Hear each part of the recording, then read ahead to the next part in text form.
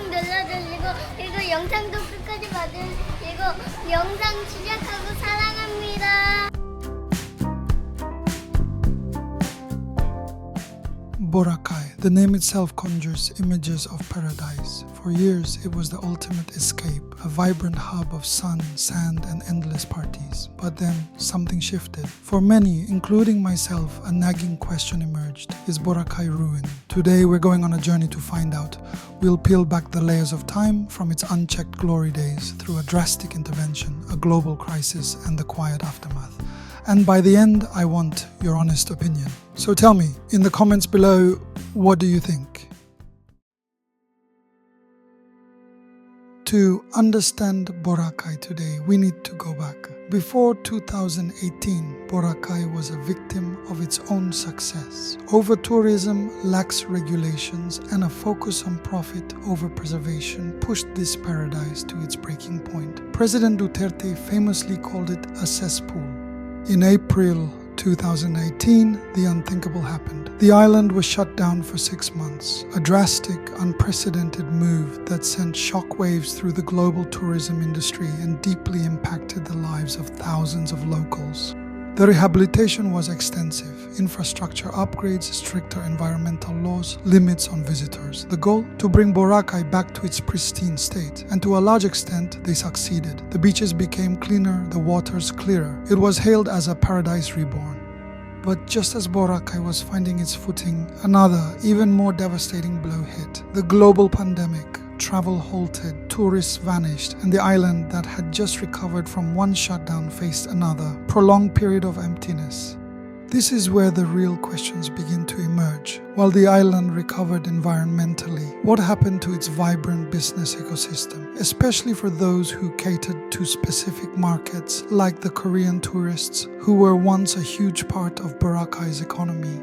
I've heard whispers and seen signs. Are Korean restaurants and households, once thriving on Korean customers, truly struggling? Are there only a few left? Are for rent signs at the entrance of buildings and empty buildings increasing? Is Borakai truly going bankrupt in certain sectors?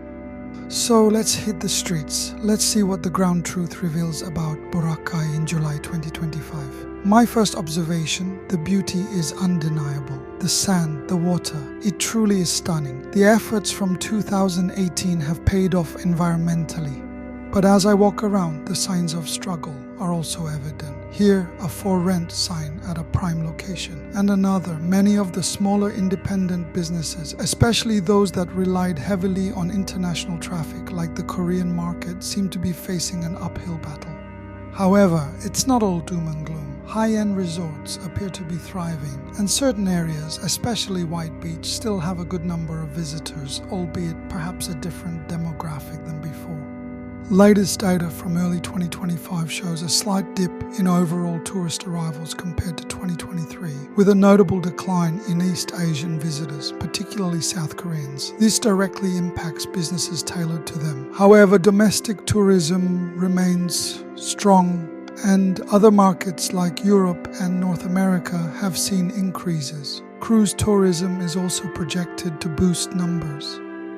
It's clear Borakai is no longer the wild party-centric island it once was. The focus has shifted towards sustainability, mindful travel, and environmental protection. There are visitor caps, stricter rules, and a clear emphasis on preserving its natural beauty. For divers and eco-conscious travelers, Borakai in 2025 is arguably healthier and more beautiful than it's been in years. The coral reefs are recovering, marine life is thriving. It's a paradise reborn in an environmental sense. But for some, particularly those deeply embedded in the previous tourism model, especially small businesses and those catering to specific, now reduced, international markets, the path to recovery is much harder. There's a push for diversified offerings, biking tours, food crawls, wellness retreats, but the transition isn't easy for everyone. So is Borakai ruined? My journey here suggests it's not a simple yes or no, it's transformed. The old Borakai perhaps is gone, but in its place is a cleaner, more regulated and environmentally conscious island. However, this transformation has come at a cost for some, creating winners and losers in its wake. Borakai's story is complex. It's a testament to environmental rehabilitation, but also a stark reminder of the economic realities of such drastic changes, especially when compounded by global events like the pandemic. The once dominant Korean businesses, the for rent signs, the empty buildings, they tell a part of this evolving story. So now it's your turn. After seeing this, after considering the old days, the closure, the pandemic, and the current reality, I genuinely want to know, do you think Borakai is ruined, or has it simply been redefined? What's your perspective on its future? Let me know in the comments below. Like this video if you found this deep dive insightful, subscribe for more travel explorations, and hit the notification bell so you don't miss what's next. Thank you for joining me on this journey.